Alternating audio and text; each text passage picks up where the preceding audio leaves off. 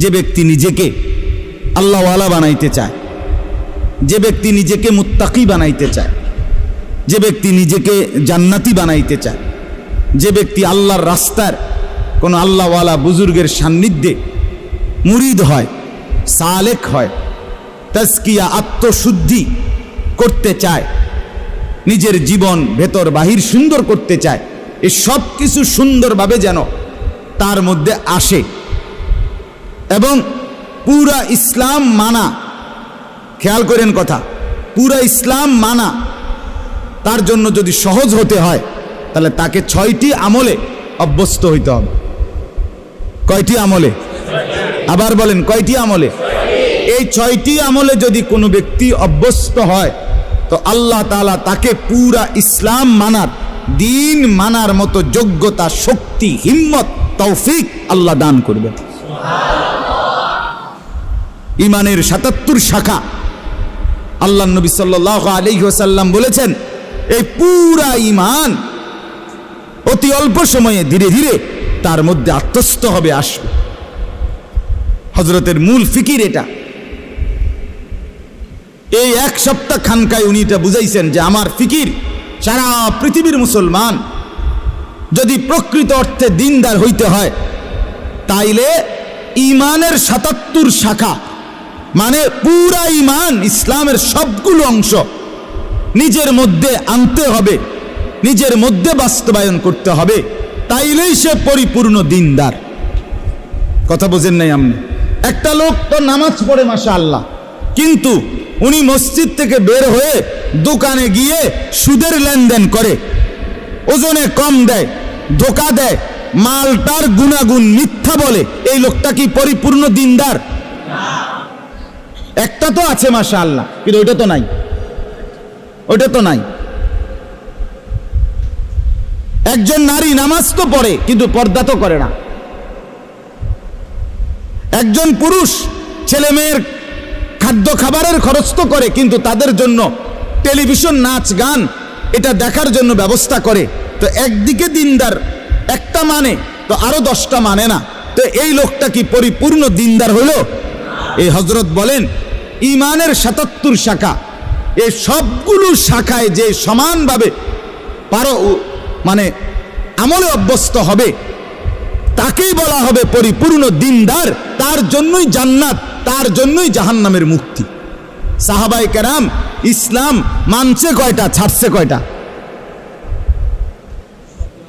কথা কয় না। মানছে কয়টা, ছাড়ছে কয়টা? আউলিয়ায়ে কেরাম, যাদেরকে আমরা আউলিয়া বলি, বুজুর্গ বলি, পীর মাশায়েখ বলি, তারা মানছে কয়টা, ছাড়ছে কয়টা? সব মানছে, সব মানছে। ঈমানও ঠিক করছে, ইবাদতও ঠিক করছে, মুআমালাতও ঠিক করছে, মুআশারাতও ঠিক করছে, আখলাকও ঠিক করছে, বাজারও ঠিক রাখছে, আবার কি নামাজও ঠিক রাখছে, স্ত্রী সন্তানের প্রয়োজন পূরণ এটাও ঠিক রাখছে, রাত্রি গভীরে তাহাজ্জুদের নামাজ, আল্লাহর বন্দিগি, জিকির, তেলাওয়াত এটাও ঠিক রাখছে। এজন্য পূর্ণ ইমানদার হওয়া চাই, পূর্ণ দিনদার হওয়া চাই। আমি বাপ কত সময় আপনারা আমার মুখে শুনছেন এই কথাটা, আমি প্রায় বলি যে ও আল্লাহর বান্দারা, বাবা, চাচা, মুরব্বীরা অনেকেই বলে এখন আর বয়স শেষ, 60-70 বছর হয়ে গেছে, ছেলে ফেলে যায়, মোটামুটি লাইন ফাইন করছি, অন আল্লাহ আল্লাহ করে কোনো রকম মরে গেলে হয়েছে, মরলেই হয়েছে, কবরে যাওয়ানোর বাকি আর না। আমি সব সময় বলি যে বাপ, কোনো রকম কবরে যাইয়েন না, কোনো রকম প্রয়োজনে চেষ্টা করেন আর কিছুদিন বেঁচে থাকতে। চান যে দুনিয়া থাকতে পারেননি, প্রয়োজনে জিফুত্রে বলেন যে টাঙ্গাইয়া তুই তো কোনানে আমনে রে, যাতে আপনি না মরেন। কারণ কোন রকমে মরলে বিপদ আছে, কোন রকম বাঁচলে তারপরেও যাই পারেন আপেল মালটা আরো কিছু খাইতেন পারবেন, কিন্তু কোন রকম মরলে ফেরেশতার ফিরায় কবরে আপনি থাকতে পারতেন না। ঠিক কিনা বলেন না কেন? আল্লাহ কি আপনারে আমারে কোন রকম কবরে যাইতে কইছে? তো আপনি দি কোন রকম যাওয়ানোর লাইন ধরছেন। ওয়ালা তামুতুন্না ইল্লা ওয়া আনতুম মুসলিমুন, এর মানে কি পূর্ণ মুসলমান না হয়ে মৃত্যুবরণ করো না। তা আপনি দি কোন রকম, কোন রকম বাঁচলে তারপরও যাই পারেন আপেল মালটা আরো কিছু খাইতেন পারবেন, কিন্তু কোন রকম মরলে ফেরেশতার ফিরায় কবরে আপনি থাকতে পারতেন না। ঠিক কিনা বলেন না কেন? আল্লাহ কি আপনারে আমারে কোন রকম কবরে যাইতে কইছে? তো আপনি দি কোন রকম যাওয়ানোর লাইন ধরছেন। ওয়ালা তামুতুন্না ইল্লা ওয়া আনতুম মুসলিমুন, এর মানে কি পূর্ণ মুসলমান না হয়ে মৃত্যুবরণ করো না। তা আপনি দি কোন রকম, রব্বুল আলামিন বলেন, ইয়া আইয়ুহাল্লাযীনা আমানু দুখুলু ফিস-সিলমি কাফা, হে ঈমানদার মুমিন, পুরাপুরি ইসলামের মধ্যে পরিপূর্ণভাবে প্রবেশ করো। দূর একটা আছে 10টা নাই, 10টা আছে 20টা নাই, এমন আপনি যদি বলেন আমি পারবো, পারবেন, আপনি পারবেন, আপনি মানুষ, আপনি গরু ছাগল না। মানুষ পারবে বলেই আল্লাহ তাআলা মানুষের জন্যই বিধান দিয়েছেন, ঠিক কিনা বলেন না? ফেরেশতাদেরকে বলছেন আমি জানি যা তোরা জানোস না তা, আমি বুঝাই বানাইছি মানুষ, আমি পারবে সে, আমার হুকুম মানতে পারবে, আমার দ্বীন গ্রহণ করতে পারবে, আমার শরীয়ত নিতে পারবে, আমার বিধান তারা পালন করতে পারবে, এই যোগ্যতা দিয়েই আমি মানুষ বানাইছি। অতএব পারবেন আপনি বলে যে ভুল হয়ে যায়, ছুটে তো যায়, গুনাহ তো হয়ে যায়, নাফরমানি তো হয়ে যায়। আরে তো চমৎকার বিষয়, আল্লাহ তাআলা বলছে বান্দা রিমুভার তো আমি রাখছি, মুসাবার জন্য তো আমি রাখছি ব্যবস্থা। যতবার হবে গুনাহ ততবার তওবা করবা, ততবার তওবা করবা, বারবার তওবা করলে আমি পুনরায় তোমারে আবার মুত্তাকি বানায় দেব। অজু তো ভাঙবেই, আবার অজু করবা, তাইলে তুমি নিয়মিত অজুওয়ালাই হয়ে যাবে। কথা বুঝেন না? একজন মানুষ যদি নিয়ত করে আমি সর্বদা অজু সহ থাকবো, তাহলে এ বেটা তার পেশাব করতে পারত না। কেমনে করবে পেশাব? ওমা অজু ভেঙে যাবো না? কথা বলেন না কেন? তার মানে কি? তার মানে কি বলেন? সাহাবীদের জীবনীতে আছে, আউলিয়াদের জীবনীতে আছে, তিনি সর্বদাই অজু অবস্থায় থাকতেন, তার মানে পেশাব করতেন না, নাপাক হতেন না ওনারা, আবার করে নিতেন অজু। যিনি বারবার অজু ভাঙলেই আবার পুনরায় অজু করে নেয়, তারে কি বলে না অজু ভাঙছে এটা বলে না, তারে বলে উনি সর্বদা অজু অবস্থায় আছেন। যে গুনাহ হলেই মাফ চেয়ে নেয়, তওবা করে নেয়, আবার ছেড়ে দেয়, আর করবে না ওয়াদা দেয়, আবার চেষ্টা করে গুনাহ আর করব না, আল্লাহ তাআলা বলে তুমি মুত্তাকি থাকবা, তুমি আল্লাহওয়ালাই থাকবা, তুমি জান্নাতি হইবা। তো আর সমস্যা কি? তো আর সমস্যা কি? 1000বারও যদি তওবা ভেঙে যায় আবার করো, আবার ফিরো। এজন্য বাপ আমরা প্রত্যেকেই পুরা দিন মানতে হবে, ইমানের 77 শাখা সবগুলো মানতে হবে, পুরা দিনদার হইতে হবে। আর এর জন্য বিশেষ শক্তি সঞ্চয়ের জন্য, শরীরের মধ্যে ভিটামিন শক্তি আনয়নের জন্য 6টা জিনিস লাগবে। 1 নাম্বার, এই 10 আয়াতের আলোকে বলতেছি, 1 নাম্বার হলো কিয়ামুল লাইল, তাহাজ্জুদ নামাজ, রাত্রিকালীন নামাজে অভ্যস্ত হইতে হবে। যে ব্যক্তি তাহাজ্জুদ নামাজে অভ্যস্ত হবে, রাতের প্রথম অংশে হোক, রাতের মাঝখানের অংশে হোক, রাতের শেষাংশে হোক, তাহাজ্জুদের নামাজে যে অভ্যস্ত, আল্লাহ তাআলা তার কলজার ভিতরে অসাধারণ শক্তি এবং পাওয়ার দান করে, ফলে সে নেক আমলে অভ্যস্ত হয়, গুনাহ ছাড়তে তার জন্য সহজ হয়। আলাইকুম বিকিয়ামিল লাইল ফাইন্নাহু দা'বুস সালিহিন ক্বাবলাকুম ওয়া হুয়া কুরবাতুন লাকুম ইলা রাব্বিকুম ওয়া মুকাফফিরাতুন লিস-সাইয়্যাত ওয়া মানহাতুন আনিল ইসম। আল্লাহর নবী বলেন সব সময় আমার উম্মত তাহাজ্জুদ নামাজ পড়িও। আল্লাহর নবী বলেন কেন? যেহেতু এটা আমার আগে আদম থেকে নিয়ে যত নেককার মানুষ ছিলেন প্রত্যেকের আমল ছিল। কেন পড়ো? যেহেতু তাহাজ্জুদ নামাজে বান্দা আল্লাহর সবচেয়ে ঘনিষ্ঠ হয়। আর কেন? যেহেতু তাহাজ্জুদ নামাজ বান্দার রাশি রাশি গুনাহ মাফ করে দেয়। আর কেন? যেহেতু তাহাজ্জুদ নামাজ বান্দাকে গুনাহ থেকে বিরত রাখে। এই 1 নাম্বার আমল কি বলেন? এখন যদি বলেন যে হুজুর নামাজে তো পড়ি না, তো নামাজ পড়েন, 5 ওয়াক্ত নামাজে অভ্যস্ত হন, তার সাথে সাথে তাহাজ্জুদ নামাজ পড়েন।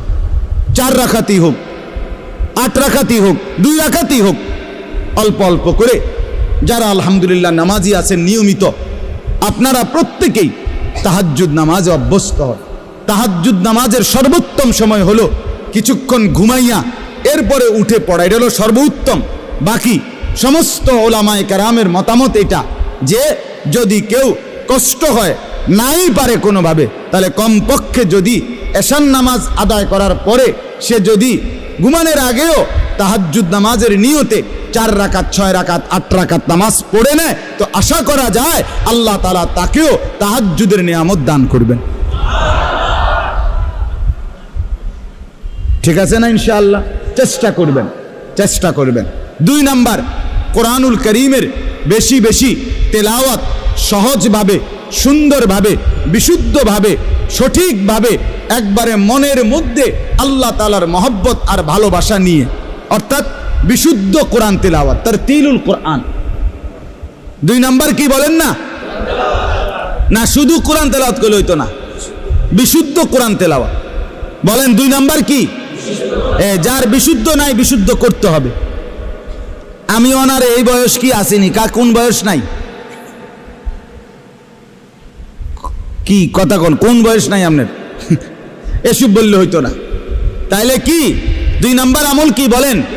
এই কোরআন তেলাওয়াতের বরকতে আল্লাহ তাআলা ওই ব্যক্তির মধ্যে ইসলাম মানা সহজ করে দিবেন, গুনাহ ছাড়া সহজ করে দিবেন।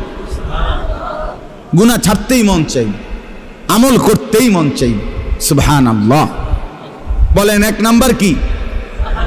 সবাই বলেন। 2 নাম্বার কি? 3 নাম্বার আল্লাহ তাআলার জিকির। ওয়াদকুর ইসমা রাব্বিক। 3 নাম্বার আল্লাহ তাআলার জিকির। সকাল বিকাল দুপুর সন্ধ্যা দাঁড়িয়ে বসে শুয়ে হর হালাতে আল্লাহকে ডাকা, জবানে সবসময় আল্লাহকে ডাক। সুবহানাল্লাহ, আলহামদুলিল্লাহ, আল্লাহু আকবার, লা ইলাহা ইল্লাল্লাহ, সুবহানাল্লাহ, আলহামদুলিল্লাহ, আল্লাহু আকবার, লা ইলাহা ইল্লাল্লাহ, সুবহানাল্লাহ, আলহামদুলিল্লাহ, আল্লাহু আকবার, লা ইলাহা ইল্লাল্লাহ, আস্তাগফিরুল্লাহ, আস্তাগফিরুল্লাহ, আস্তাগফিরুল্লাহ, আস্তাগফিরুল্লাহ, আস্তাগফিরুল্লাহ, আস্তাগফিরুল্লাহ, সাল্লাল্লাহু আলাইহি ওয়াসাল্লাম, সাল্লাল্লাহু আলাইহি ওয়াসাল্লাম, সাল্লাল্লাহু আলাইহি ওয়াসাল্লাম, সাল্লাল্লাহু আলাইহি ওয়াসাল্লাম। আমার বাপ মনোযোগ দিয়া মহব্বতের সাথে হাঙ্গামা না কইরা, বিরাট বড় মজমার দরকার নাই, আমনে একলাই চুপচাপ কোনো ওই হুল্লুর মানে একারে হেসকানি না কইরা নীরবে সুন্দর করে কিছুক্ষণ এরকম জিকির করতে থাকেন, খোদার কসম জিহ্বাটাই মধু হয়ে যাবে, জবান শিরি হয়ে যাবে, মধু হয়ে যাবে, মধু, কলিজা আলোকিত হয়ে যাবে। কিছুক্ষণ পরে অনুভব হবে দিল আমার নূরানি হয়ে গেছে, আলোকিত হয়ে গেছে, দিল শান্ত হয়ে যাবে, পেরেশানি দূর হয়ে যাবে। তাহলে 1 নাম্বার কি বলেন? 2 নাম্বার কি? বিশুদ্ধ কোরআন তেলাওয়াত। 3 নাম্বার কি? জিকির। আল্লাহ তাআলার জিকির করবেন তো ইনশাআল্লাহ? চেষ্টা করবেন। ছেলেরা বাপ তোমরাও চেষ্টা করো, গাফলতি করো না ভাই, কোরআন পড়তে শেখো, পড়তে শেখো। তুমি মুসলমানের সন্তান, তুমি কোরআন পড়ো ভাইয়া। এই বাংলা, অঙ্ক, ইংরেজি, পদার্থ, জীববিজ্ঞান এগুলো হাসরের ময়দানে জিজ্ঞেস করবেন, তো কোরআন জিজ্ঞেস করবে, কোরআন সুপারিশ করবে। নবীজি বলছে ওইগুলোকে বাদ দেওয়ার কথা বলি না, ওগুলো দুনিয়া চলবে, কিন্তু কোরআন দুনিয়াও চলবে, আখিরাতও চলবে। আল্লাহ নবী সাল্লাল্লাহু আলাইহি সাল্লাম বলেন আসসিয়াম ওয়াল কোরআন ইয়াশফাআন লিল আবদ। রমজানের রোজা আর আল্লাহ তাআলার কোরআন তিলাওয়াত সরাসরি আল্লাহর বান্দার জন্য আল্লাহর কাছে সুপারিশ করবে। রোজা বলবে আল্লাহ দিনটা তারে আমি অভুক্ত রাখছি, আর কোরআন বলবে আল্লাহ রাতটা তারে আমি তেলাওয়াতে ব্যস্ত রাখছি, তারে এখন কেমনে শাস্তি দিবেন? আল্লাহ বলে বাবুরে তোমরা যেহেতু দুইজন দুইখানে চাপ দিছ, যাও দিলাম, মাফ করে দিলাম। তাহলে 1 নাম্বার হলো কিয়ামুল লাইল, এই আমলটার মূলত নাম হলো কিয়ামুল লাইল, তাহাজ্জুদ। 2 নাম্বার কি? বিশুদ্ধ কোরআন তেলাওয়াত। 3 নাম্বার কি? এই 3টা হলো অঙ্গ প্রত্যঙ্গ দিয়ে করা, মানে বাহ্যিক। জিকির করবেন কি দিয়া? জবান দিয়া, ঠিক না বলেন? কোরআন তেলাওয়াত করবেন কি দিয়া? জবান দিয়া। আর তাহাজ্জুদ নামাজ পড়বেন কি দিয়া? পুরা বডি দিয়া, পুরা অঙ্গ দিয়া, নাকি? এটা। আর তিনটা, পরের তিনটা হলো ভিতরে, কলজার ভিতরে থাকতে হবে, ভিতরে থাকবে। 1 নাম্বার মানে 4 নাম্বার, হ্যাঁ, তাবাত্তুল, এটারে বলে তাবাত্তুল। কন্ত তাবাত্তুল, তাবাত্তুল অর্থ হইল সব কিছুর থেকে সম্পর্ক বিচ্ছিন্ন করে হৃদয় মন শুধু আল্লাহর সাথে সম্পর্ক যুক্ত করা। দিল আমার শুধু আল্লাহকে ডাকে, মন আমার শুধু আল্লাহকে ডাকে, ভাবনা আমার শুধু আল্লাহকে নিয়ে, আমার চাওয়া পাওয়া সব আমার আল্লাহর কাছে, আমার আবেগ অনুভূতি সব আমার আল্লাহর কাছে। দুনিয়ার কাছে আমি কিছুই চাই না, যা চাই, যা পাবো মনে করি সব আমার আল্লাহর কাছে। অন্তর আল্লাহর সাথে কি করা? সম্পর্কিত। ও তাবাত্তাল ইলাইহি তাবতীলা, তাবাত্তুল। এইটা, এই 4 নাম্বার হলো অন্তরকে আল্লাহর সাথে কি করা? সম্পৃক্ত করা। বলে এটাকে সারাক্ষণ সম্ভব? একটু একটু করে বাড়ান, অল্প অল্প করে বাড়ান, আস্তে আস্তে বাড়ান, আল্লাহ তৌফিক দান করেন। 5 নাম্বার মানে 2 নাম্বার, 5 নাম্বার হলো আল্লাহ তাআলার উপরে সর্বাবস্থায় তাওয়াক্কুল। কার উপরে? তাওয়াক্কুল, ভরসা। ভরসা কার উপরে? রব্বুল মাশরিকি ওয়াল মাগরিব লা ইলাহা ইল্লা হুয়া ফাত্তাখিযহু ওয়াকিলা। এই যে আল্লাহকেই একমাত্র ওকিল, অভিভাবক বা আশা ভরসার কেন্দ্রস্থল শুধুই কাকে বানানো? তাহলে অন্তরে সর্বদা কার উপরে ভরসা করা? 6 নাম্বার সবর করা। ওয়াসবির আলা মা ইয়াকুলুন, সর্বাবস্থায় সুখে থাকি দুঃখে থাকি, হ্যাঁ, দিলের মধ্যে থাকবে আমার আল্লাহ আছে, আমি আমার আল্লাহর উপরেই ধৈর্য ধারণ করলাম। তাইলে বলেন, 3টা, পরের 3টা হইল আল্লাহর সাথে অন্তরকে সম্পর্কিত করা, 2 নাম্বার আল্লাহর উপরেই ভরসা করা, 3 নাম্বার সর্বাবস্থায় কি করা?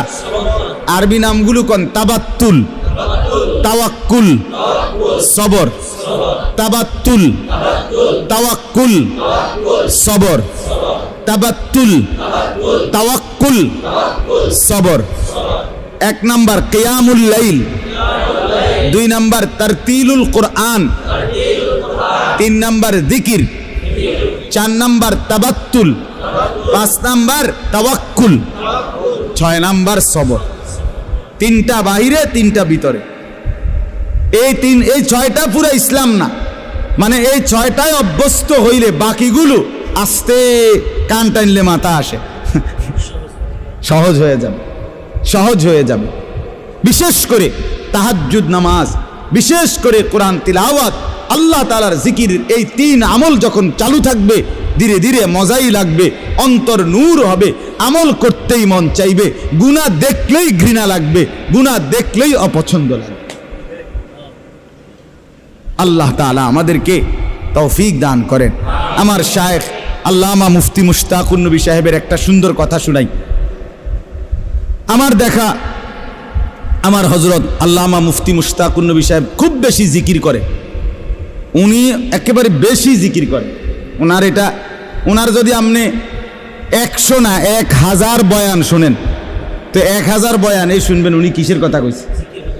বয়ানও করে জিকির, নিজেও করে জিকির। আমি মনে করেন কুমিল্লা থেকে সিলেট হুজুরের সাথে 6 ঘন্টার সফর, অনেকবার গেছি হুজুরের গাড়িতে করে।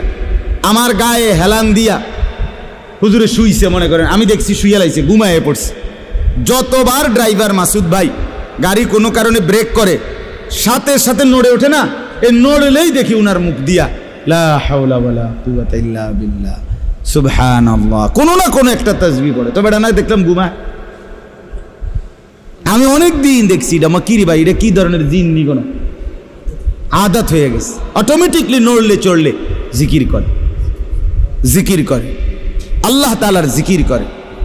এই যে জিকির, এই জিকিরের ভীষণ পরিমাণ অভ্যস্ততার কারণে তো হযরতের মধ্যে একটা জিনিস আমি শুধু এটা বলার জন্য, একদিন বহুবার বলছে, অনেক সময় বলে, কয় যে আমি যখন ঘর থেকে বের হই, শুনতেছেন, হুজুর বলেন, আমি যখন ঘর থেকে বের হই তখন আমি আমার আল্লাহর কাছে বলি, আল্লাহ এই আমার দুইটা চোখ, এখন আমি রাস্তায় বের হচ্ছি, এই দুই চোখে যদি রাস্তার কোনো বালু খড়কুটা এরকম কিছু আইসা যদি পড়ে তাইলে আমার চোখের ভীষণ ক্ষতি হবে, জাহিরি ক্ষতি, বাহ্যিক ক্ষতি হবে চোখের, ঠিকই না বলেন না?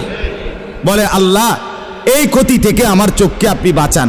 সাথে সাথে হযরত বলে, আমি আল্লাহর কাছে বলি, আল্লাহ ঠিক তেমনি ভাবে এই চোখ যদি কোনো ভিন নারীর প্রতি পড়ে তাইলেও আমার এই চোখের ক্ষতি হবে, আখিরাতে ক্ষতি হবে, আমার এই চোখে সীসা গলাইয়া ঢেলে দেওয়া হবে। অতএব আপনি আমার এই চোখকে বাহ্যিক ক্ষতি থেকেও বাঁচান, আপনি আমার এই চোখকে আখিরাতের ক্ষতি থেকেও বাঁচান। হুজুর বলেন, কয় এই দোয়ার বরকতে, আল্লাহ তাআলার জিকিরের বরকতে, কয় হাজারো ঘন্টা রাস্তায় চলার পরেও আমার কাছে রাস্তায় নজর কোনো দিকে তাকাইলেও গাছ আর মানুষ একই রকম মনে হয়। অনেক দিন বলছে, কয় যে গাছ যেরকম মনে হয় মানুষও এমনই মনে হয়, আলাদা কোনো এটা নিয়ে কি হয় না, কু নজর বদ নজর হয় না।